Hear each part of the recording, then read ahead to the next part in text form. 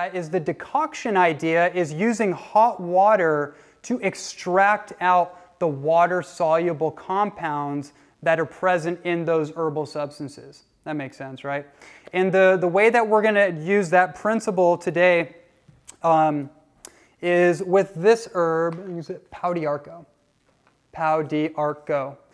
Pau d'Arco is, again, an Amazonian-based bark herb, and it's traditionally been used for a number of purposes. Actually, the bark, the wood, is very pliable. It's very flexible, so they would make bows and arrows out of that wood, and they found that it had the flexibility and the longevity that, it wouldn't corrode. This is an interesting thing. It would not corrode, right? Corrosion is oftentimes an infection, a fungal infection specifically, right?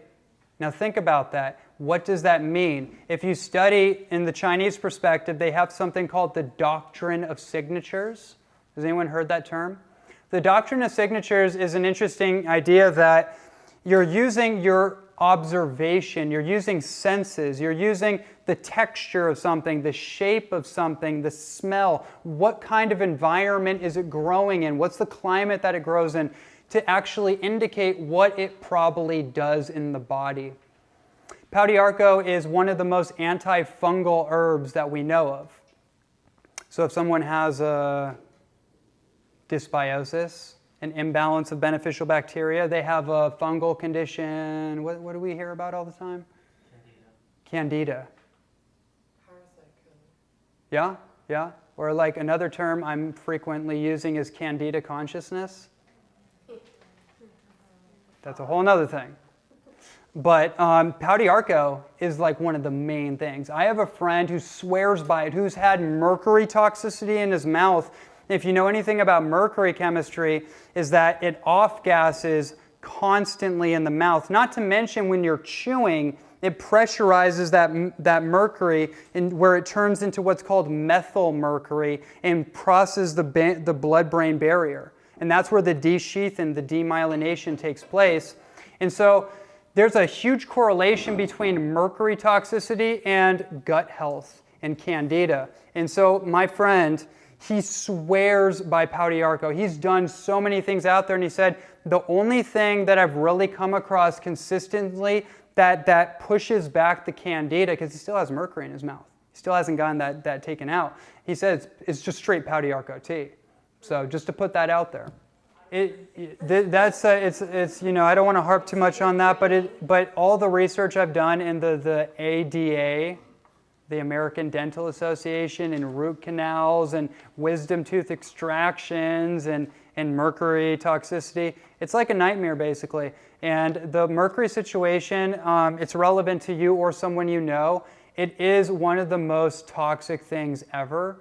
And so you need to, if someone has mercury fillings, I can't really go very far with them without drilling, like, look, you need to see a biological dentist, aka a holistic dentist, that knows how to safely extract out the mercury filling amalgam and also how to sponge up the residual mercury that's off-gassed into the body or out-gassed and to soak that stuff up, because that residual is really what causes the issue.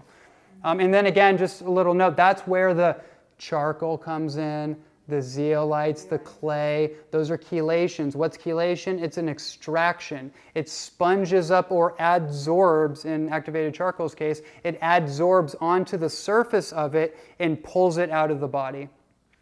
And so there's not almost any metal fillings? Like up until when? Like when did they stop doing metal fillings? Never. No, oh no. I mean, if you get like a MMR, measles, mumps, and rubella vaccine, you're getting thimerosal, which is AKA mercury, which is one of a ridiculous cocktail of black magic ingredients. But we won't go into that. Okay, maybe we will. So it's any metal that would have been put in. Well, the thing about metal, just to understand, besides gold, is that they're very immune reactive. Metals like titanium fillings or titanium rods or something like that, they cause an immunological reaction. So that's something that's really important to just understand. But anyways, just where do you go with that? You talk to a biological dentist. That's who you talk to, biological dentist. Okay, so, so what we're